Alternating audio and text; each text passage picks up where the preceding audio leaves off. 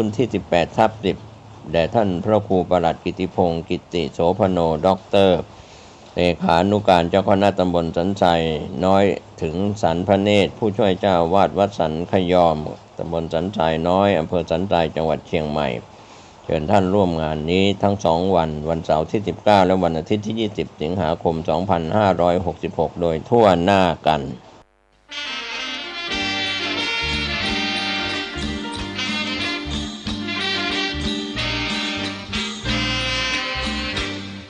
สิกรแข็งทำเป็นกระดูกสันหลังของชาติไทยจะเรืองอำนาจเพราะไทยเป็นชาติกสิกรรมกสิกรแข็งทำเป็นกระดูกสันหลังของชาติไทยจะเรืองรายการต่อจากนี้ไปขอเชิญท่านผู้ฟังทุกท่านเข้าสู่รายการดีมีคุณค่าน่าติดตามรายการเกษตรเพื่อชีวิตดำเนินรายการโดยกลุ่มรักเกษตรประสานงานโดยนายพิชัยคงพิทักษ์คณะเกษตรมหาวิทยาลัยเชียงใหม่หมายเลขโทรศัพท์053944030ขอเชิญทุกท่านติดตามรับฟังได้ณบัดนี้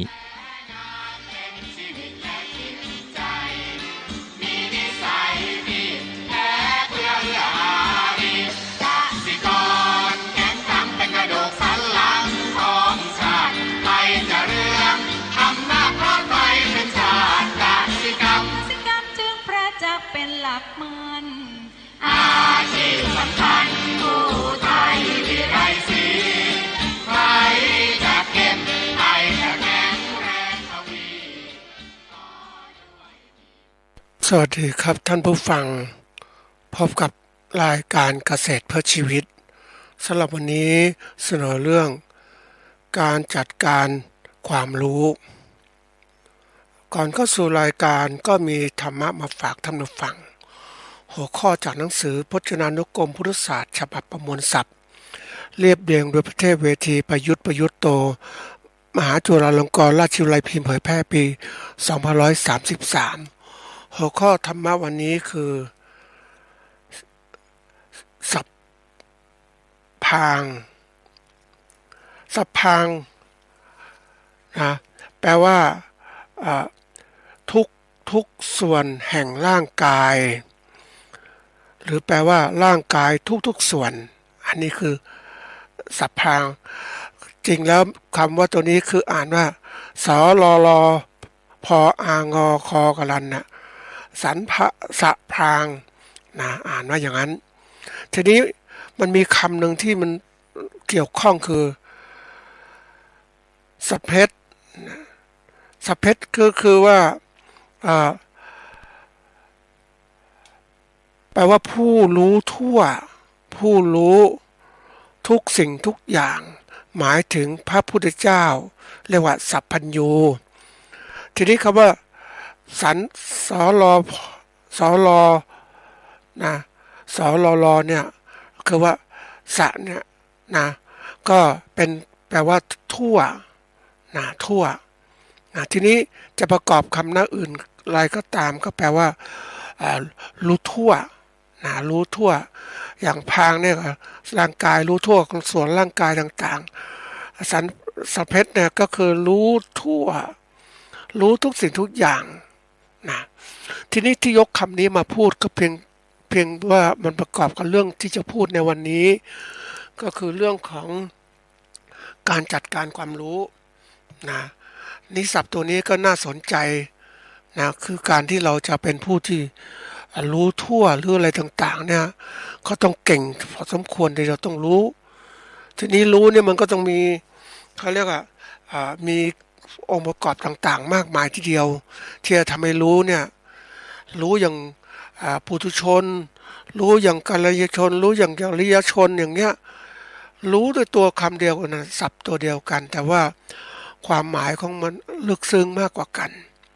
อย่างรู้ปุถุชนรู้ธรรมดานะเหมือนกับที่ว่ารู้ก็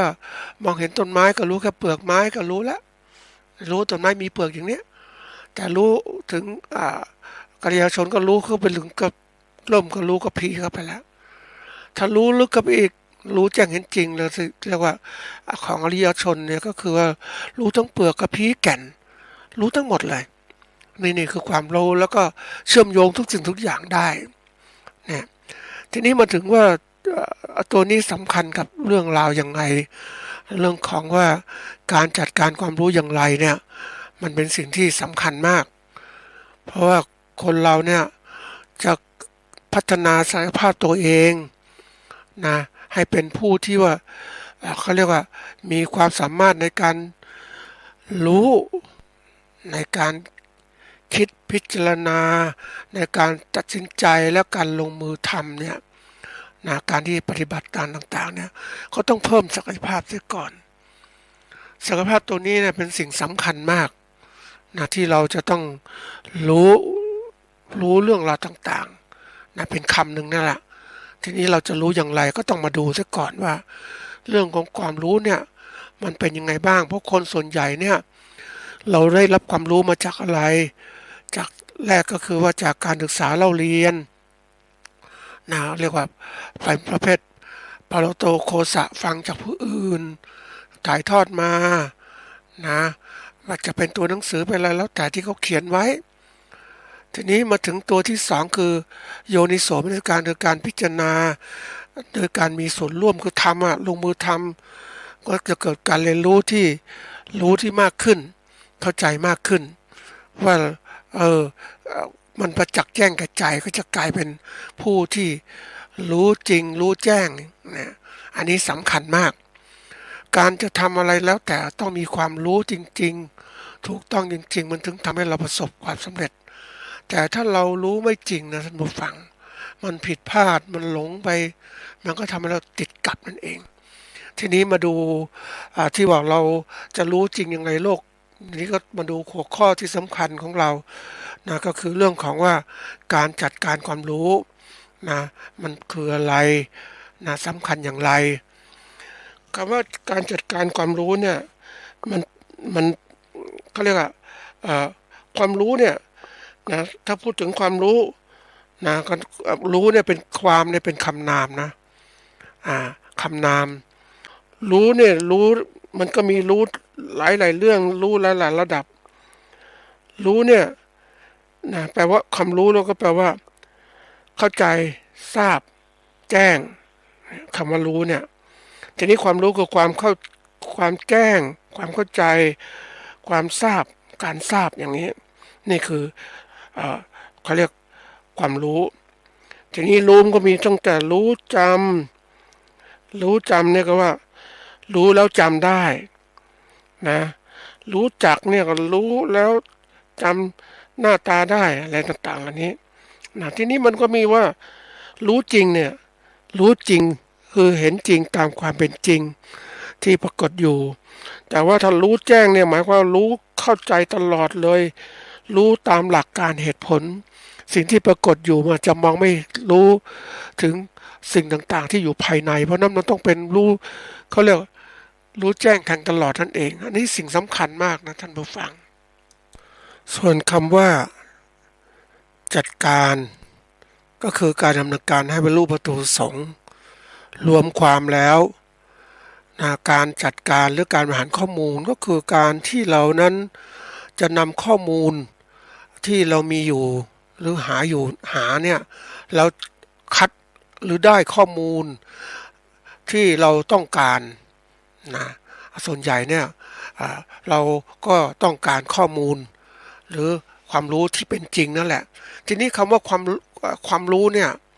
นะความรู้เนี่ยมันรวมมันมาจากคำว่า2ตัวนี่นะคือมันมาจากว่าประเภทที่เรียกว่าตัวแรกคือข้อมูลคำว่าข้อมูลเป็นคำนามแปลว่าข้อเท็จจริงหรือสิ่งที่ถือหรือยอมรับนะว่าเป็นข้อเท็จจริงสำหรับใช้เป็นหลักอนุมานหาความจริงหรือการคำนวณอันนี้ก็เป็นข้อเท็จจริงมันก็จะมีบางส่วนแล้วก็เอามาวิเคราะห์และอนุมานคือขยายไปสู่ความเป็นจริงว่าเราเข้าใจยังคนมองต้นไม้มองแต่เปลือกแต่ว่ามันก็ขยายไปสู่เปลือกกระพี้ได้ถ้าคนได้รู้จักกระบวนการของการอนุมานขึ้นมาทีนี้อีกตัวหนึ่งคำว่าข่าวสารเนี่ยข่าวสารก็เป็นคำนามเหมือนกันว่า ข้อความที่ส่งมาในส่งมาให้รู้เรื่องกันนะข้อความที่ส่งให้รู้เรื่องกันเนี่ยครับเป็นรู้เหมือนกันเนี่ยนะรู้เรื่องกันนะเพราะนั้นไอ้ความรู้เนี่ยก็คือว่าเป็นเรื่องของข้อมูลข่าวสารที่ส่งมาให้รู้เรื่องกันว่าเป็นยังไงนะส่วนข้อเท็จจริงก็มีด้วยรวมความแล้วเนี่ยทีนี้ความสำคัญของการที่เราต้องจัดการข้อมูลเนี่ยก็คือว่ามันมีส่วนสำคัญมากกับการดำเนินชีวิตในโลกปัจจุบันของเราก่อนเนี่ยโลกก็แน่นอน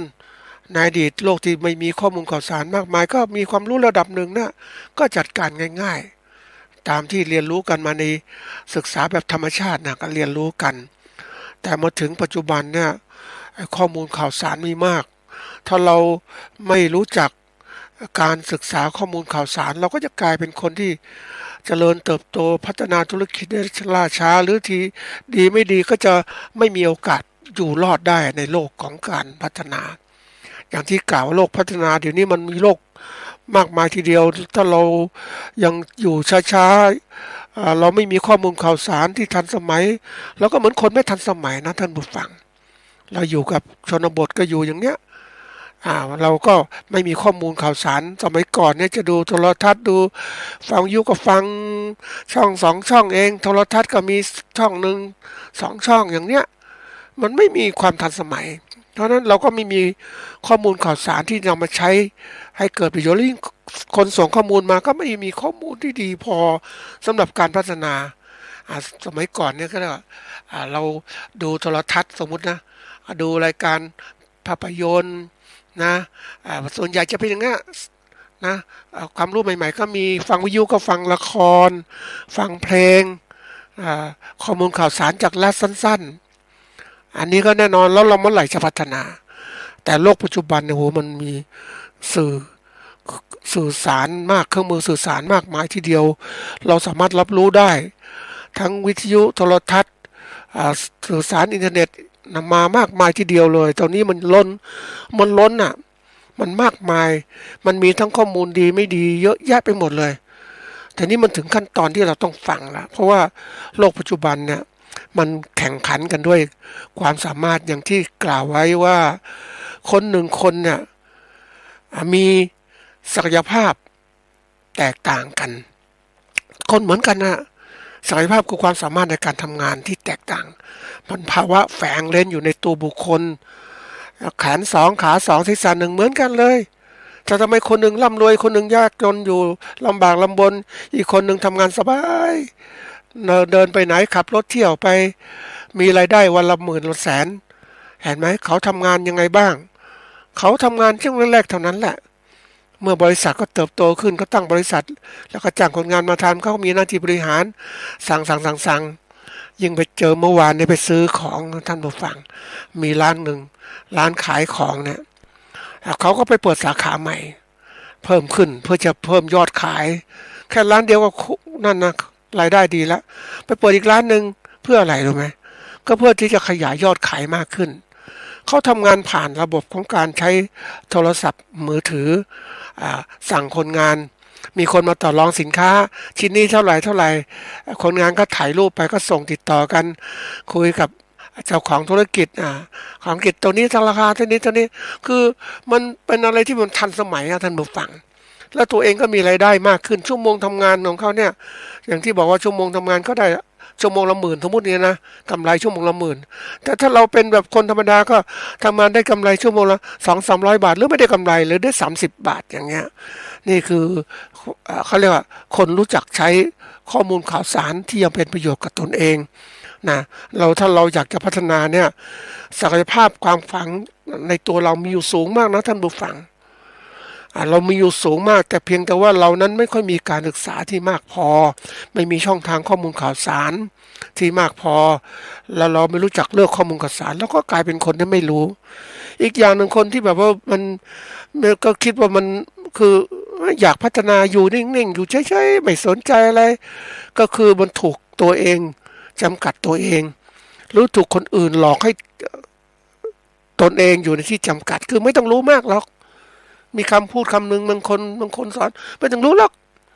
นะไม่ต้องรู้หรอกพอแล้วแค่นี้ก็เหลือเฟือแล้วนะรู้ไปทำไมมันเป็นอะไรที่มันสวนกระแสของโลกอ่ะการคิดของคนมันต้องดูสิไม่ใช่ครอบงำความคิดก็เหมือนคนที่ดูข่าวการเมืองดูมันซ้ำเรื่องซ้ำที่คนต้องพูดอย่างนี้มันเวียนหัวมันไม่อยากฟังไม่สนใจทั้งที่การเมืองเป็นเรื่องสำคัญหลายคนบอกปุ้ยไม่จำเป็นอะฉันก็อยู่ปกครองเขาปกครองนี้ตลอดเขานี่มันไม่จำเป็นต้องไปเรียนรู้มากมายเพราะอะไรก็ตามก็ฉันก็เป็นประชาชนของประเทศอย่างเงี้ยนะเดี๋ยวรัฐบาลก็มาช่วยเรางูอย่างนี้คือคิดคนอื่นมาช่วยอ่ะแล้วก็ตัวเองไม่ช่วยตัวเองไม่ใส่ใจการเมืองแล้วจะมาเรียกร้องอะไรเดี๋ยวนี้โลกยุคใหม่เขาต้องมีสิทธิเสรีภาพเรียกร้องต่างๆเพราะว่าเรามีผู้บริหารแล้วต้องมีสิทธิ์ไปสั่งการเขาไม่ใช่เป็นลูกน้องเขาคนหลายคนเนี่ยเราอย่างที่บอกว่าข้าราชการนั้นคือใครและพนักงานของรัฐคือใครก็ผู้รับใช้ผู้ลูกค้าอย่างบริษัทต่างๆเนี่ยเขาให้ความสำคัญมากเดี๋ยวนี้แนวคิดของคนนะท่านผู้ฟังคนทำธุรกิจเนี่ยเขาลูกค้าคือพระเจ้านะผู้บริหารประเทศก็ยุคใหม่เขาบอกประชาชนคือหัวหน้าเขาหรือเจ้านายเขานะผู้บริหารของรัฐต้องคิดอย่างนี้ประชาชนคือเจ้านายเขารับเรื่องราวต่างๆประชาชนมาทำงานตอบสนองต่อเขาไม่ใช่ว่าโอ้เป็นเขาเรียกเจ้าคนนายคนนะประชาชนคือลูกไก่ในกำมือนะแล้วลูกไก่เนี่ยก็ไม่พัฒนาตนเองมันก็เลยเป็นลูกไก่เลยอ่ะแต่จริงๆเราต้องพัฒนาตัวเองนะท่านผู้ฟังวันนี้ถึงบอกว่าทุกคนจะต้องฝึกตัวเองให้รู้จักสิทธิหน้าที่ของตัวเองรู้สึกว่าเรานั้นต้องปกครองตัวเองไม่ใช่คนอื่นมาปกครองเราจะเป็นผู้สั่งการผู้ปกครองให้มาทำงานแทนเราต้องรวมพลังกันเกิดขึ้นนี่คือสิ่งสำคัญประเทศพัฒนาที่เขาเจริญก้าวหน้าก็อย่างนี้นะเราต้องดูว่ามันก้าวหน้าอย่างมั่นคงไม่ใช่ก้าวหน้าอย่างเผด็จการมันทำก้าวหน้าระดับหนึ่งแล้วมันก็ผูกขาดหมดเห็นไหมเราต้องคิดอย่างนี้ทีนี้ที่เอาเรื่องนี้มาพูดก็เพราะว่าอะไรเรื่องของการจัดการความรู้เนี่ยเพราะว่าคนมันรู้อ่ะจะรู้มันรู้จริงหรือเปล่าล่ะรู้ไม่จริงมันก็เสร็จอีกสิเพราะเรารู้เขาหลอกกันสิท่านผู้ฟังเห็นไหมมันต้องรู้ให้มันถึงความจริงรู้แจ้งจริงตามจริงนั่นก็คือเราจะต้องลงมือทำด้วยรู้คือใส่ใจไม่ใช่รับรู้เฉยๆแต่รับรู้เอาข้อมูลมาใช้ดูจริงไม่จริงเป็นยังไงเราได้จับโกหกได้ก็เหมือนสมัยก่อนนะไม่ใช่สมัยก่อนเร็วๆนี้ก็มีโพลต่างๆโอ้ออกนู่นออกนี่โพลนู่นเชียร์นู่นคนนี้โอ้ทำการวิจัยอย่างนี้นี่โอ้มันเราก็รู้ว่าวิธีการทำโพลมันทำยังไงนะแล้วถ้าไอ้คนทำโพลออกมาสวนกระแสความเป็นจริงปุ๊บเนี่ยมันเป็นโพลอะไรโพลเขาเรียกโพลหลอกลวงโพลจินตนาการไม่ทำงานความจริงเลยไม่ทำงานความจริงคือไม่มีการเก็บข้อมูลที่ถูกต้องไปลูกจะเก็บข้อมูลยังไงก็ต้องไปหาคนประชาชนที่มีแบบกลุ่มต่างๆเป็นยังไงไม่ใช่ว่านั่งคิดเอาเองเขียนเองเนี่ยเราก็เป็นไงเราก็ต้องจำมาท่านผู้ฟังนี่เป็นบทเรียนนะบทเรียนที่จำตัวเองว่าจำเขาหลอกลวงยังไงบ้างจงจำไว้อะคนหลอกลวงไปเยอะเหมือนหนังสือพิมพ์มาท่านผู้ฟังในสมัยหนึ่งหนังสือพิมพ์มันใช้คือคนกำสื่อสารข้อมูลได้เนี่ยก็มักจะใช้การหลอกลวงคนนะไอคนไม่มีข้อมูลข่าวสารก็เชื่อแต่หนังสือพิมพ์นี่หนังสือพิมพ์มันใช้คุมสื่อแล้วเนี่ยก็กลายเป็นว่าโอ้ยฉันก็จะบงการประชาชนให้เชื่อตามที่ฉันสั่งกำหนดฉันจะยุแย่ต่างๆเหมือนหนังสือพิมพ์สมัย14ตุลาก็เหมือนกันเจอหนังสือพิมพ์หลอกลวงอย่างงู้นอย่างนี้มันเป็นเรื่องของการจินตนาการแล้วก็จับตัวเองไม่ได้เลยแล้วก็มันก็ฆ่าประชาชนอย่างเนี้ยคนก็ฆ่ากันเองอย่างเนี้ยคือไม่รู้ข้อมูลข่าวสารอย่างตัวอย่างอยากจะเล่านิดนึงนะจากการไปสัมภาษณ์คนกัมพูชาหัวหน้าคนหนึ่งในประเทศกัมพูชาเขาเรียกข้อมูลข่าวสารที่ทำไมเขาฆ่าคนเยอะแยะไปหมดเลยฆ่าประชาชนประเทศเพราะว่าเขาบอกว่ามีผู้สั่งการสั่งมาข้างบนก็สั่งไปเนี่ยสั่งเป็นทอดหลายคนลูกน้องก็ฆ่าคนประชาชนของประเทศเสร็จแล้วก็ตามสืบเพราะเมื่อฆ่าคนกันหมดแล้วก็ประเทศมาก็มีการตามสืบว่าไอ้คนให้ข้อมูลเป็นใครไม่มี มันหลอกเป็นระบบเลยใช่ไหมเนี่ยแล้วก็เสร็จแล้วคนก็ถูกฆ่ากันเห็นไหมลำบากแล้วหาต้นตอไม่เจอสั่งการแบบชนิดที่เรียกว่าหลอกลวงคนเอาคนมีอำนาจคนมีอำนาจสูงสุดเนี่ยสั่งการแล้วก็หลอกไปนู่นนี่ไอ้คนที่ไม่มีอำนาจคือพวกทหารต่างๆก็ฆ่าเลยจับประชาชนมาสัมมนาที่ไหนก็ฆ่าทิ้งนั่นแหละหาเป็นคนกระด้างกระเดื่องเนี่ยมันเป็นเรื่องของข้อมูลข่าวสารเราต้องรู้รู้โลกรู้มันกว้างๆเป็นยังไงเราจะได้ไม่ถูกเขาหลอกนะอันนี้นี่คือความสำคัญของเรื่องที่มาพูดวันนี้นะทีนี้เรามีข้อมูลข่าวสารเนี่ยวันนี้ต้องรู้นะว่ามันเป็นจริงเป็นจังอย่างไรบางทีมันโลกมันมีข้อมูลเป็นจริงก็มีข้อมูลหลอกลวงก็มีเขาบอกในระบบโลกาภิวัตน์เนี่ยเทคโนโลยีสารสนเทศมีบทบาท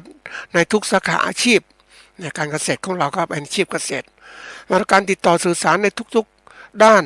สามารถติดต่อสื่อสารกันได้ตลอดไม่จำกัดระยะทางทำให้เกิดการแข่งขันอย่างปราศจากขอบเขตจำกัดมันกว้างเนี่ยมันก็มีขอบเขตเพราะนั้นข้อมูลข่าวสารจึงเป็นสิ่งสำคัญคือมันมีสื่อแล้วทำให้ข้อมูลข่าวสารกระจายแต่การที่จะมีตัวข้อมูลข่าวสารนะข้อมูลข่าวสารจึงเป็นสิ่งจำเป็นนะที่เราคือข้อมูลข่าวสารเนี่ยมันต้องมีการจัดการคือเรามีข้อมูลเรารับข้อมูลเนี่ยข้อมูลที่เป็นเท็จจริงนะข้อมูลแล้วก็ข่าวสารที่เป็นจริงบ้างอะไรบ้างมันเป็นเท็จก็มีเราก็ต้องมีการจัดการข้อมูลเหล่านี้ก็เหมือนที่บอกว่าไอ้ผู้ที่กำสื่อเนี่ยก็มีกำสื่อก็ใส่ข้อมูลตัวเองไปสร้างนู่นสร้างนี่ให้คนหลงไปอย่างเงี้ยมันเป็นสิ่งสำคัญที่เราต้องเรียนรู้ว่าหน่วยงานไหนให้ข้อมูลใครให้ข้อมูลบางทีจับไม่ได้เลยเห็นไหมมันเป็นสิ่งที่ต้องเรียนรู้ไม่ใช่หลงไปเนี่ยนี่คือตัวอย่างหน่วยงานและบุคคลที่ให้ข้อมูลมาเป็นใครนะเราต้องรู้ตรงนี้แล้วก็มองข้อมูลย้อนกลับไปว่าไอ้พวกนี้ให้ข้อมูลเป็นจริงไหมเนี่ยนี่ตัวอย่างทีนี้วันนี้มันมีผู้ให้ข้อมูลมามากมายทีเดียวในโลกสารสนเทศนี่มีมากมายเราต้องจัดการข้อมูลอย่างไรคือเอาข้อมูลมามันคิดวิเคราะห์ต่างๆเพราะว่าการที่เราจะพัฒนาการดำรงคือสิ่งนี้สำคัญนะท่านผู้ฟังว่าไอ้ข้อมูลข่าวสารเนี่ยสำคัญกับเราอย่างไรสำคัญมากเพราะว่ามันเป็นเรื่องอันที่หนึ่งก็คือเรื่องของว่าการอยู่ของเราเนี่ยแต่ก่อนเราอยู่แบบธรรมดาอยู่ในป่าในเขาไม่เป็นไรไม่มีข้อมูลก็อยู่ได้อยู่แบบคนป่าอะไรอย่างเนี้ยแต่นี่มันไม่ใช่มันมีการโลกมันเปิดกว้างเป็นสังคมเกิดขึ้นเพราะนั้นเราอยู่ธรรมดาเนี่ยมันระดับที่สูงขึ้นแล้วเราต้องรู้จักใช้ชีวิตแล้วใช้ชีวิตกับสังคมอย่างไรนี่มันเริ่มขยายมาแล้วระดับที่สองเนี่ยใช้ชีวิตสังคมอย่างไรเพราะนั้นเราต้องเรียนรู้สังคมมันเป็นยังไงมีข่าวสารอะไรเขาไปทิศทางไหนบ้างเดี๋ยวนี้เขาบอกว่าตอนเนี้ยประชากรประเทศไทยเนี่ยเข้าสู่ขั้นตอนที่ลำบากแล้วมันจะเป็นเหมือนเราสามารถเรียนรู้ได้นะท่านผู้ฟังรู้จากอะไรตัวอย่างประเทศอื่นอย่างญี่ปุ่นอย่างเนี้ยญี่ปุ่นเขาเริ่มคือภาวะเศรษฐกิจมันเติบโตใช่ไหมเติบโตมากเลยทีนี้เติบโตปุ๊บเนี่ยข้าวของก็แพงขึ้นอะไรก็แพงขึ้นเพราะนั้นคนรุ่นใหม่ที่เกิดขึ้นมาเนี่ยก็โอ้โหลำบากมากเพราะต้องทำหากินแล้วเนี่ยมีเงินใช้แล้วเนี่ยจะต้องเลี้ยงชีพต่างๆให้พอแล้วไม่พอเนี่ยคือการจะเกิดครอบครัวเกิดขึ้นแล้วมีลูกก็คนก็เริ่มคิดว่าลำบากมากเลยค่าใช้จ่ายสูงไม่พอละก็เริ่มที่จะแต่งงานแล้วไม่มีลูกและอย่างคือคนที่แก่ๆแล้วเนี่ยก็ไม่ค่อยตายยังคงอยู่ค่ารักษาพยาบาลก็สูงเพราะนั้นการแบกรับภาระประเทศเนี่ยก็ลำบากแล้วคนรุ่นใหม่ต้องแบกรับภาระมากมายทีเดียวเพราะนั้นก็อย่างที่เคยกล่าวไว้ว่าสมมุติมี2ครอบครัวแต่แล้วครอบครัวมีลูก1คนทีนี้ปรากฏได้ลูก2ผู้หญิงผู้ชายมาแต่งงานกันเพราะนั้นต้องดูแลคนที่แก่เฒ่าคือพ่อแม่ทั้ง2ฝ่ายเป็น4คนเพราะว่าแม่อาจจะมีบำนาญหรือไม่มีบำนาญก็ลำบากทีเดียวแล้วลูกต้องทำงานแล้วก็ค่าครองชีพสังคมมันสูงนะท่านผู้ฟัง เพราะนั้นนี่คือแรงกดดันทำให้คนนะไม่คนญี่ปุ่นไม่มีลูกไม่ค่อยมีลูกแล้วเพราะนั้นวันนี้มันเกิดอะไรขึ้นวันนี้มหาวิทยาลัยต่างๆองค์กรต่างๆก็เริ่มหดตัวลงเพราะว่าจะปิดแล้วปิดเพราะว่าไม่มีเด็กเรียนไม่มีเด็กเข้าเรียนนะอันนี้เรื่องจริงนะไม่มีเด็กเข้าเรียนโรงเรียนของเราก็เหมือนกันไม่ค่อยมีเด็กเข้าเรียนแล้วทีนี้มันก็เกิดว่าไม่มีแรงงานนะทำไงดีเอาประเทศไม่มีแรงงานเขาก็ขยายอุตสาหกรรมไปอยู่ที่อื่นประเทศไทยบ้างประเทศอื่นๆบ้างอินโดนีเซียฟิลิปปินส์นี่คือตัวอย่างที่เขาทำนี่ในประเทศของเขาไม่มีคนนะก็เริ่มที่จะหาคนไปทำงานในญี่ปุ่นประเทศเกาหลีก็เช่นกันเริ่มมาแล้วนี่คือตัวอย่างสังคมมันเปลี่ยนแล้วมันเริ่มทำยังไงทีนี้วันนี้ประเทศไทยได้เป็นยังไงประเทศไทยก็เริ่มดำเนินการเหมือนกันเลยท่านผู้ฟังดำเนินการเหมือนกับเขาอะเราจะทำยังไงเราไม่มีแรงงานเพราะนั้นนี่คือการรับข้อมูลข่าวสารที่ต่างประเทศหรือประเทศไทยต้องเตรียมรับสถานการณ์เศรษฐกิจจะเปลี่ยนไปยังไงบ้างไม่ใช่ว่าเฮ้ยเราจะอยู่แบบธรรมดาไม่ได้แล้วนี้ต้องอยู่เขาเรียกอยู่แบบการใช้ชีวิตที่ถูกต้องกับสังคมที่เปลี่ยนแปลงนะอันนี้ตัวอย่างเนาะทีนี้อีกตัวที่3สำคัญมากก็คือการจัดการข้อมูลข่าวการจัดการความรู้มีผลต่อการประกอบอาชีพของเราถ้าคุณเป็นอาชีพเกษตรถ้าคุณไม่มีข้อมูลความรู้ทางเกษตรที่ครบสมบูรณ์แบบคุณก็ทำการเกษตรไม่ได้ดีแข่งขันไม่ได้ถ้าคุณจะเป็นผู้ประกอบการคุณต้องมีความรู้ทางการเกษตรสมัยใหม่การประกอบการสมัยใหม่ความรู้การบริการตลาดสมัยใหม่เกิดขึ้นคุณจะอยู่แข่งขันก็ได้แข่งขันกับคนอื่นได้แต่ถ้าคุณไม่สนใจอย่างนี้คุณลำบากแล้วนี่คือตัวอย่างเรื่องความสำคัญในการจัดการข้อมูลข่าวสารต้องรับรู้อะไรมาบ้างนะรับรู้ข้อมูลข่าวสารอะไรมาแล้วจัดการอย่างไรนะเป็นเรื่องสำคัญโลกาภิวัตน์มันมีข้อมูลมาเขาเรียกว่าเป็นมากมายทีเดียวเลย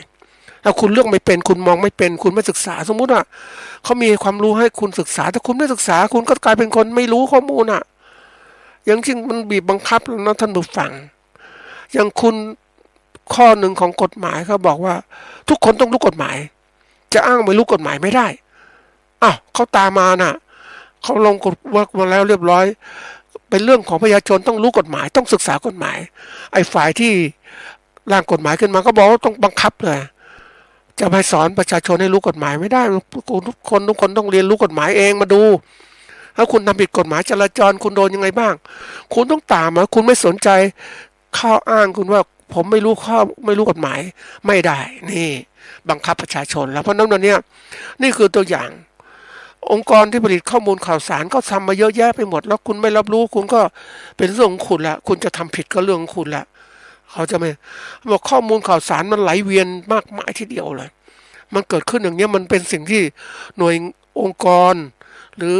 บุคคลที่ต้องการเผยแพร่ข้อมูลก็ใส่ไปในให้เผยแพร่ไปเต็มที่ถ้าคุณ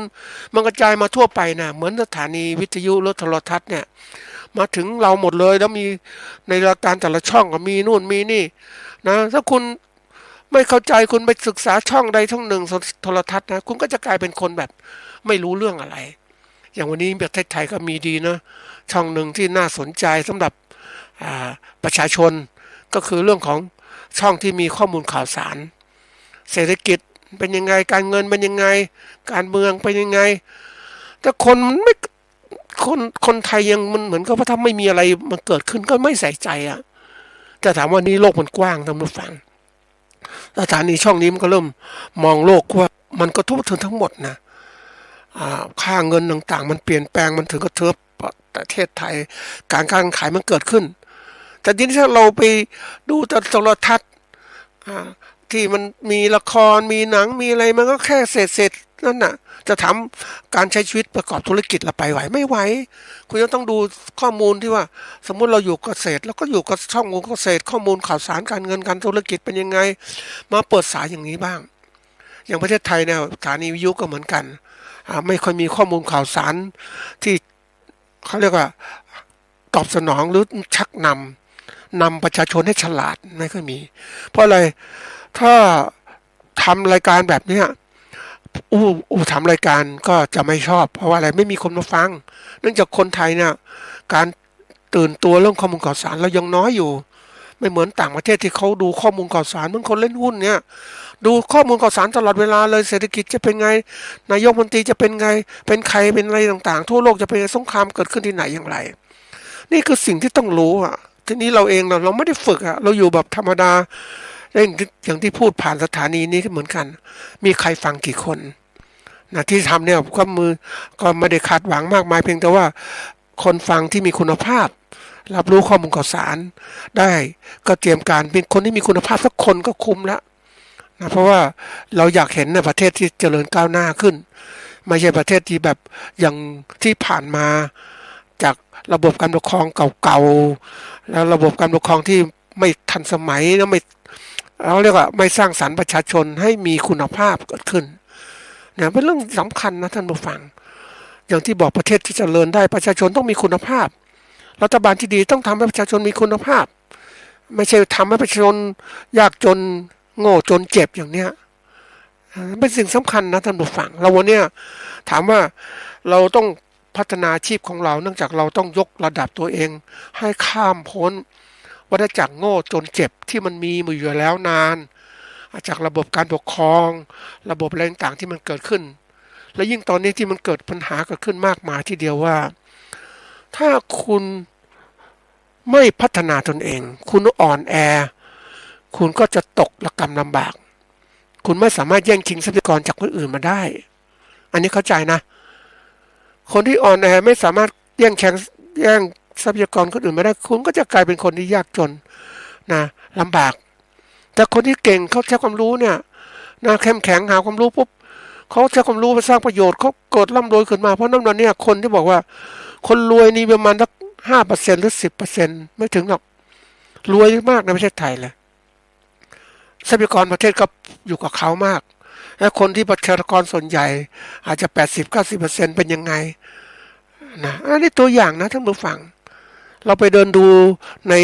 สลัมบ้างก็มีนะท่านผู้ฟังไปดูได้ผู้ใช้แรงงานเป็นยังไงเราเห็นใช่ไหมแต่ส่วนใหญ่เราไม่เห็นนะท่านผู้ฟังอย่างคนที่ยากจนในชนบทเราก็เห็นสิเราไปดูจะถามว่าเขาไม่พูดนะเราวิเคราะห์ตัวไหนที่จะบอกตัวตัดสินเกณฑ์ตัดสินว่าคนยากจนอยู่ระดับไหนก็คือคนที่ถ้าเราตัดสินในเกณฑ์หาเช้ากินค่ำง่ายๆท่านผู้ฟังดูระดับตรงไหนรู้ไหมดูที่รายรับกับรายจ่ายรายรับรายจ่ายเป็นไงรายรับมากไหมรายจ่ายมากไหมถ้ามันอัตราส่วนเนี่ยมันได้1หรือน้อยกว่า1นี่ลำบากแล้วทีนี้ต้องดูรายรับรายจ่ายมันมีมากไหมเกณฑ์ที่ต้องนะคนบางคนรายรับวันละ10,000รายจ่ายวันละ 9,000 สมมตินะก็มีโอเคมันมีอัตราส่วนมากกว่า1แล้วแต่เขาใหญ่โตแต่บางคนเนี่ยรายรับวันละ300รายจ่ายวันละ290อย่างเนี้ยได้10เองเห็นไหมได้มากก็จริงแต่ว่ามันต้องดูอีกเพราะนั้นวันนี้เราต้องดูความยากจนของเราเป็นยังไงนะลำบากไหมมีเก็บเงินสามารถจะเก็บทรัพย์สินเพื่อความยั่งยืนในการประกอบอาชีพมันมีมากไหมนี่เพราะนั้นวันนี้ที่บอกว่าเมื่อเราอยู่ในวงการเกษตรของเราเนี่ยเราต้องดูว่าการประกอบอาชีพเกษตรของเราเนี่ยเราต้องมีข้อมูลข่าวสารอะไรบ้างเศรษฐกิจเป็นยังไงต้องหาข้อมูลนะจะทำแบบไม่ได้ไม่รู้ไม่ได้นะวันนี้มันมีเรื่องสำคัญนะทีนี้เรามาดูว่าความสำคัญของ3กลุ่มเนี่ยเป็นยังไงก็คือมาดูตัวอย่างของการที่จะบอกว่าเป็นข้อศึกษากรณีศึกษาก็เอาไว้อีกช่วงหนึ่งทีนี้นะความสำคัญของข้อมูลข่าวสารเนี่ยแน่นอนว่าระบบข้อมูลข่าวสารเนี่ยจะต้องมีความชัดเจนลดความซ้ำซ้อนประหยัดงบประมาณในเวลาการที่เราจะรับรู้เนี่ยมันต้องเรียนรู้ให้หมดนะท่านผู้ฟังนี่เดี๋ยวนี้ข้อมูลข่าวสารแต่ก่อนมันเป็นหนังสือเป็นอะไรต่างๆนะเดี๋ยวนี้มันสามารถจะทำเป็นไฟล์เอกสารในคอมพิวเตอร์ได้แล้วเดี๋ยวนี้เราก็สามารถค้นหาข้อมูลต่างๆได้ให้มากขึ้นแล้ววิเคราะห์ว่าข้อมูลไหนไม่จริงยังไงจริงยังไงทีนี้ก็บอกว่าลักษณะข้อมูลสารสนเทศหรือข้อมูลข่าวสารที่เป็นดีเนี่ยก็ต้องมีอันที่หนึ่งคือว่าต้องมีความเที่ยงตรง จริงไหมเที่ยงตรงไหมบางทีแล้วข้อมูลรัฐบาลข้อมูลต่างๆที่ให้มาเนี่ยมันเที่ยงตรงในแง่ของการที่บอกเพื่อประโยชน์ของการเผยแพร่ข้อมูลแต่ข้อมูลไม่ได้เที่ยงตรงทางฝั่งเพราะมันไม่ตรงกับความเป็นจริงตัวอย่างความเป็นจริงไงเวลาเขาถ่ายทำภาพยนตร์มาให้ดูดีเกษตรกรทำเศรษฐกิจแบบนี้ดีพอเพียงนี้คือมันดูดีท่านผู้ฟังแต่ว่ามันไม่ตรงกับความเป็นจริงของทั้งหมดเพราะอะไรมันเพียงแต่ว่าถ้าพูดถึงแล้วเนี่ยเราต้องทำข้อมูลที่เป็นตัวแทนของประเทศแหละสมมติว่าแทนของเกษตรกรเนี่ยเกษตรกรที่ทำส่วนใหญ่เป็นยังไงบ้าง100%มีดีสักกี่คนมีปานกลางกี่คนมีไม่ดีเยอะแยะเป็นยังไงแล้วดูตัวอย่างแล้วเวลาสรุปต้องสรุปให้เป็นนี่ตัวอย่างเนาะเพราะนั้นข้อมูลเราก็ฟังดูเนี่ยมาดูแล้วมันไม่จริงท่านผู้ฟังไม่เที่ยงตรงมันเข้าข้างฝ่ายใดฝ่ายหนึ่งเพราะผู้ที่ทำข้อมูลก็มีอคติเหมือนกันเราต้องรู้แล้วในข้อมูลเราต้องเลือกมาให้ถูกต้องอันที่สองเนี่ยมันทันเวลาการใช้งานข้อมูลบางอย่างมันไม่ทันนะยิ่งมันข้อมูลนะท่านผู้ฟังมันมาล้าสมัยทั้งที่เวลามันผ่านไปปกติการบริหารธุรกิจนะเขาเรียกว่าต้องทันตลาดส่วนใหญ่คนบริหารมันไม่ทันตลาดยิ่งคนไม่มีความรู้ก็บริหารไม่ทันตามไม่ทันสมัยแล้วประเภทถัดมาที่คนที่เก่งก็เริ่มทันสมัยเพราะคนที่เก่งบริหารที่เก่งก็ต้องนำสมัยนำการเปลี่ยนแปลงนั่นคือบริษัทผู้ประกอบการขนาดใหญ่ที่เขานำสมัยก็โลกเปลี่ยนแปลงยังไงบ้างเนี่ยอันที่3เนี่ยข้อมูลตรงกับความต้องการคนที่ต้องการข้อมูลจริงๆต้องทำทีนี้เราเองต้องการระดับไหนล่ะเราต้องการที่ว่าข้อมูลของการที่ว่าเราแค่อยู่ใช้ข้อมูลเราอยู่ธรรมดาหรือใช้ข้อมูลเพื่อใช้ชีวิตยังไงหรือใช้ข้อมูลเพื่อประกอบอาชีพอย่างไรมันจะทำให้เกิดการให้ความสำคัญกับข้อมูลคนส่วนใหญ่ที่เลยจะเฉยสังเกตดูว่าเขาไม่ค่อยมองโลกที่กว้างเพราะอะไรเขาคิดแค่นี้เพราะเขามีโลกแค่นี้แต่ถ้าเราเรียนรู้โลกกว้างขึ้นมันยิ่งไปดูงานต่างประเทศสมมตินะเราเห็นแล้วว่าเป็นไงประเทศเวียดนามยังไงเรื่องประเทศของกัมพูชาอย่างไรประเทศลาวอย่างไรใกล้ๆเราเนาะเขาอยู่แค่นี้เขาก็คิดแค่นี้แต่ไปดูของอเมริกาอย่างเนี้ยเป็นยังไงญี่ปุ่นเป็นยังไงเกาหลีเป็นยังไงความกระตือรือร้นเขาสูงมากเลยท่านผู้ฟังเขาแข่งขันกันมันมหาศาลทีเดียวเพราะนั้นระบบการแข่งขันมันทำให้เกิดการได้ข้อมูลมากขึ้นมันแข่งขันพัฒนากันทุกอย่างเลยความเจริญจึงมาด้านเนี้ยอินเดียก็ลำบากใช่ไหมอินเดียก็เลยกับคนวรรณะต่างๆมันก็เลยกลายว่าคนวรรณะต่ำๆก็ไม่สนใจอยู่ธรรมดาวันทงสูงเขาเลยมีทุนมีอะไรศึกษาพัฒนาการต่างๆเรียนรู้ก็มากขึ้นเนี่ยนี่คือตัวอย่างการให้ความสำคัญข้อมูลเนี่ยมันสำคัญเราต้องศึกษาข้อมูลหาข้อมูลนะไปเรียนรู้ให้มากขึ้นนะนี่ข้อมูลมีความสำคัญทุกระดับนั่นแหละเพียงแต่เราจะเลือกอะไรบ้างนะจะถามว่าตอนเนี้ยเราต้องหาแหล่งข้อมูลนะแหล่งข้อมูลมายังไงบ้างส่วนใหญ่เนี่ยแหล่งข้อมูลเนี่ยนะก็ของเราเนี่ยก็มาจากแรกๆก็คือว่าก็เรียกว่าปาราโตโคสะนี่แหละง่ายๆเอาหลักพุทธศาสนามาจัดคือฟังคนอื่นมาเนี่ยเรารับข้อมูลมาจากการศึกษาเราเรียนในโรงเรียนจากครูบาอาจารย์สั่งสอนมาแล้วจากการพูดคุยของคนในสังคมเป็นยังไงการสอบถามยังไงมีผู้ให้ข้อมูลเราเป็นอย่างนี้อันนี้คือตัวอย่างที่เราคิดแล้วเราศึกษาจากอะไรจากที่เรียกว่าโทรทัศน์วิทยุอินเทอร์เน็ตต่างๆอันนี้ที่เขาเผยแพร่มาแล้วเราก็ได้ข้อมูลมาถัดมาเนี่ยอันนี้เราได้ข้อมูลส่วนใหญ่ชอบเป็นอย่างนี้ไงนะผลงานต้องการอ่านผลงานวิจัยก็ศึกษาข้อมูลเข้ามาอย่างการปลูกมะม่วงเนี่ยทำยังไงเป็นยังไงแล้วไปหาข้อมูลอินเทอร์เน็ตก็ได้แล้วนี่เหมือนกับว่าข้อมูลมันมีเราต้องเลือกข้อมูลอินเทอร์เน็ตมีมากมายที่หนังสือก็มีอีกเป็นยังไงทีนี้ไอ้ข้อมูลตัวสำคัญที่สุดที่เราต้องใช้ก็คือข้อมูลที่เกิดขึ้นจาก การเรียนรู้ของเราเองก็คือเขาเรียกโยนิโสมนสิการนี่แหละการลงมือปฏิบัติให้เกิดความเข้าใจได้ข้อมูลมาแล้วมาต่อยอดทำจริงไหมไม่จริงยังไงนะมันจะได้เห็นผลแล้วมันเห็นผลปุ๊บมันได้เขาเรียกมันมีความประสบการณ์ของเราเนี่ยมันเป็นข้อมูลที่เราเรียนรู้เพิ่มขึ้นมันทำให้เราสามารถย้อนกลับไปคนส่วนใหญ่เนี่ยถ้าคนที่เคยทำงานต่างๆเนี่ยเราฟังคนก็เหมือนกันง่ายๆนี่แหละเราฟังคนเนี่ยพูดเรื่องราวต่างๆปุ๊บเนี่ยเราก็วิเคราะห์เขาได้เลยเป็นยังไงเพราะอะไรรู้ไหมก็เพราะเราศึกษามาก่อนแล้วเราผ่านมาแล้วเราเรียนรู้มาแล้วเป็นนี้มีคนพูดอย่างงู้นอย่างนี้มาโอ้มันอะไรข้อมูลมันเท็จอ่ะเรารู้เนี่ยเพราะเราทำมาแล้วเราค้นคว้ามาแล้วเห็นไหมเพราะนั้นเราเนี่ยมันจึงมีความจำเป็นที่ตัวเจ้าของเองจะต้องศึกษาแล้วจะไม่ใช่เป็นคนที่บอกฉันรู้แล้วรู้จริงหรือเปล่าเนี่ยวันนี้มันถามว่ารู้วันนี้ขนาดศึกษาเพิ่มเติมยังบอกรู้แล้วมันไม่แล้วว่าท่านผู้ชมมันไม่เสร็จสิ้นอ่ะเพราะว่าอะไรโลกมันเปลี่ยนแปลงตลอดมันเป็นไดนามิกมันเคลื่อนไหวตลอดความรู้ต่างๆมีมากมายสิ่งที่เรารู้คิดว่ารู้จริงเรารู้จริงขนาดหนึ่งนะแต่มันไม่จริงอ่ะมันเหตุมันผลเปลี่ยนไปแล้ว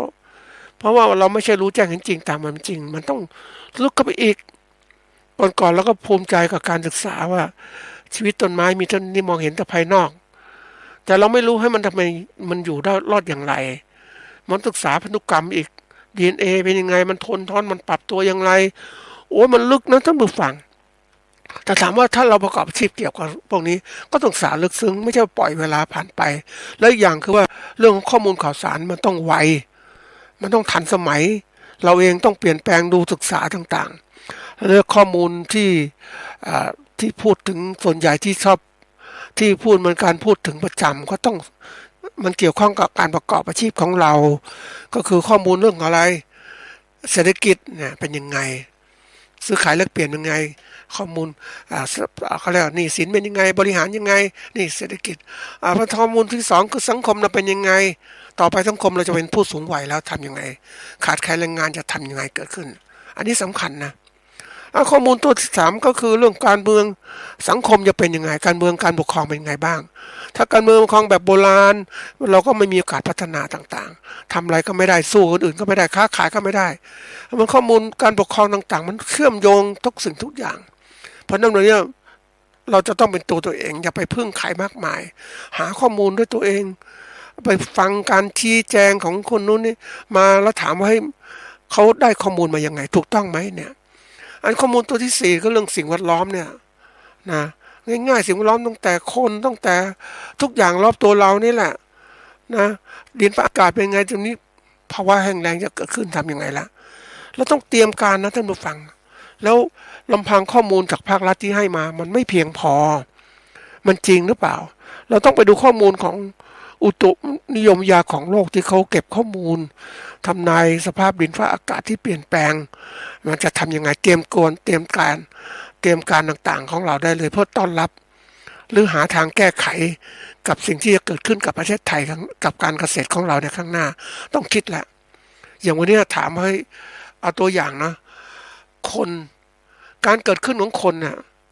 ประชากรเพิ่มขึ้นไหมประชากรไม่ค่อยเพิ่มขึ้นนะท่านผู้ฟังมันอยู่เหมือนก็คงเพิ่มขึ้นช้ามากเลยเพราะอะไรเพราะเศรษฐกิจมันบีบบังคับมันเงินเฟ้อต่างๆมากมายคนก็ไม่อยากมีลูกนี่คนแก่ยังไม่ตายคงอยู่สภาพนี้แต่ถามว่าคุณภาพของประชากรของเราเป็นอย่างไรมันเห็นละต่อไปเนี่ยคนที่จะทำงานก็คือคนที่อยู่วัยทำงานคนแก่ชราเยอะก็อะไรกลายเป็นผู้บริโภคอ่ะท่านผู้ฟังบริโภคอะไรบริโภคทุกอย่างค่ารักษาพยาบาลอาหารการกินเพราะทำงานไม่ได้อ่ะอันนี้เรื่องจริงนะถามว่าประเทศที่มีประชากรแบบนี้มันจะมีโอกาสในการพัฒนาประเทศไหมมันไม่มีคนทำงานนะผู้ฟังเนี่ยเพราะนั้นคนที่ประเทศจะพัฒนาได้มันอยู่ในวัยคนทำงานที่เอางานเอาสมองเอาแรงกายมาใช้แล้วถามว่าเฮ้ยเกษตรเป็นยังไงวันนี้เป็นจริงนะภาคเกษตรของเราเนี่ย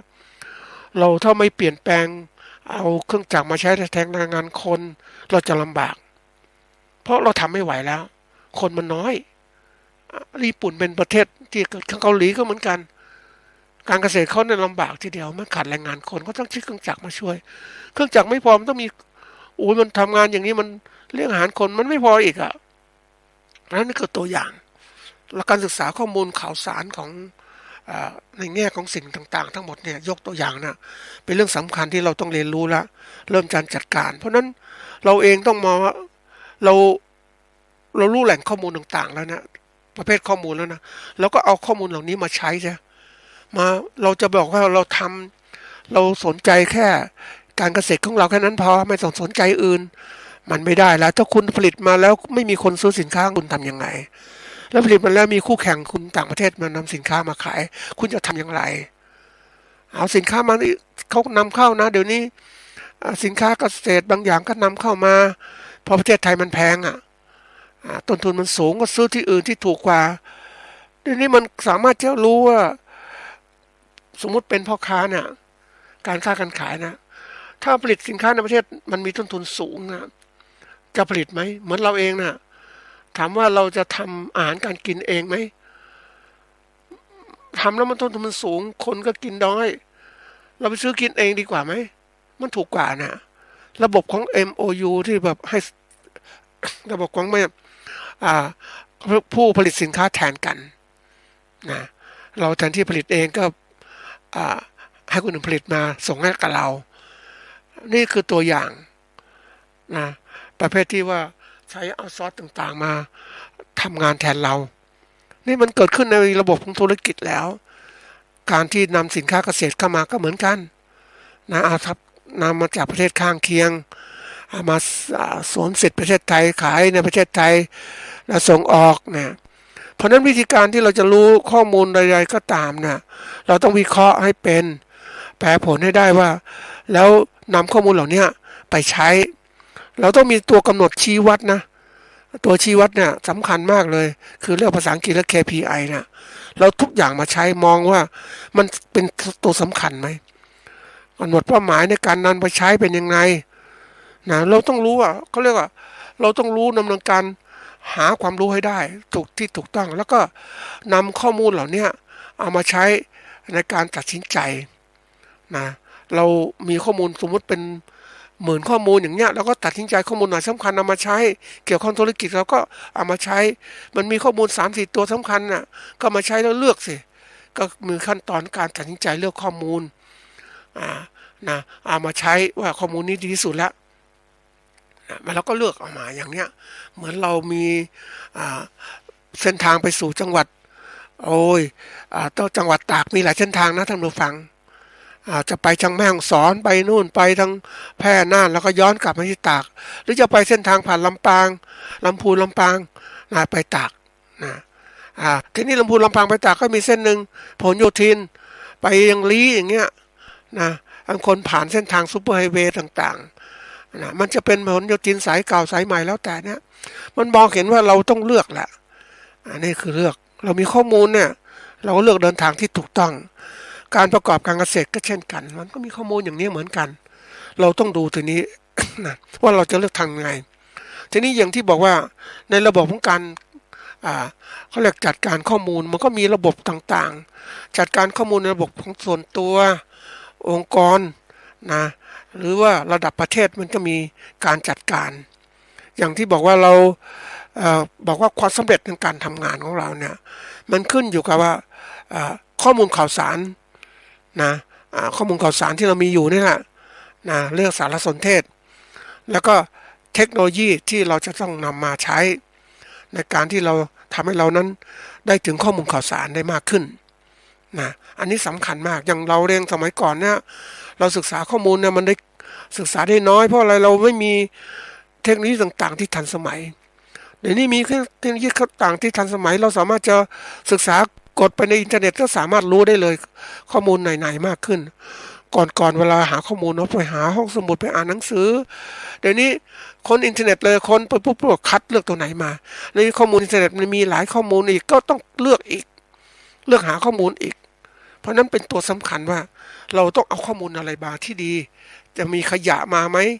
ข้อมูลหลอกลวงไหมอันนี้เป็นตัวอย่างนะเป็นสิ่งสำคัญเพราะนั้นในชั่วโมงนี้ เราจะพูดถึงว่าการที่เรานั้นเข้าหาให้เข้าใจว่าการจัดการข้อมูลข่าวสารคืออะไรคือการดำเนินการนะในการที่เราจะจัดการข้อมูลข้อเท็จจริงข้อมูลข่าวสารอะไรที่ควรรับเอามาใช้อะไรที่ควรทิ้งไปนะตอนค้นมาเยอะแต่ว่าเราคัดทิ้งต่างๆนี่การจัดการนี่แหละก็เรียกว่าการจัดการความรู้คนเราถ้าจัดการรู้ถูกต้องเนี่ยมันทำให้การประสบความสำเร็จในการทำงานมากขึ้นแล้วเราทันสมัยมากขึ้นทันกับการเปลี่ยนแปลงมากขึ้นนะโลกปัจจุบันเนี่ยเขาเป็นโลกของการข้อมูลข่าวสารโลกของการทำงานที่มันมีการแข่งขันในแง่ธุรกิจทุกต่างทั้งหมดเลยเราจะอยู่รอดได้กำไรสูงก็ต้องรู้เรื่องสิ่งเหล่านี้นะจะไปทำงานแบบเดิมๆไม่ได้แล้วข้อมูลข่าวสารมีมากเราเลือกอย่างไรนะการศึกษาต่างๆเนี่ยเรื่องสำคัญมากเราจะหยุดไม่ได้นะท่านผู้ฟังโลกปัจจุบันเนี่ยเราหยุดยับยั้งตัวเองว่าพอแล้วนะคราวนี้หรือทำทีละอย่างแค่นี้ก็พอแล้วเดี๋ยวนี้มันไม่ใช่มันทำงานเป็นระบบมันเป็นระบบมันเหมือนกับทำแล้วได้ประโยชน์คือได้ผลได้มาโดยตรงผลลัพธ์ที่ตามมาและผลกระทบที่เกิดขึ้นในอนาคตเพราะนั้นเวลาทำการต่างๆเนี่ยคิดนี่ทำงานอย่างนี้ได้ประโยชน์บางอย่างก็เหมือนกันถ้าข้อเสียเกิดขึ้นมันเสียทั้งระบบนะแล้วระบบมันก็เหมือนกับว่าเราต้องมองให้เป็นนะท่านผู้ฟังมันไม่มีใครมาสอนแล้วนะตัวเราต้องหัดฝึกเองนะว่าจะทำยังไงเพราะนั้นการจัดการความรู้ของเราเนี่ยเรื่องใหญ่นะเพราะการความรู้เป็นศักยภาพของเราจะสูงขึ้นเลยสูงขึ้นมากมายทำอะไรต่างๆก็จะมีประโยชน์มากขึ้นกว่าเดิมนะอันนั้นท่านผู้ฟังก็ลองทำดูนะจัดการความรู้ของเราให้เป็นยังไงเอาอะไรที่จะใช้มันจะมาได้ประโยชน์เกิดขึ้นครับวันนี้ก็หมดเวลาลงแล้วพบกับการตอบรายการต่อไปครับ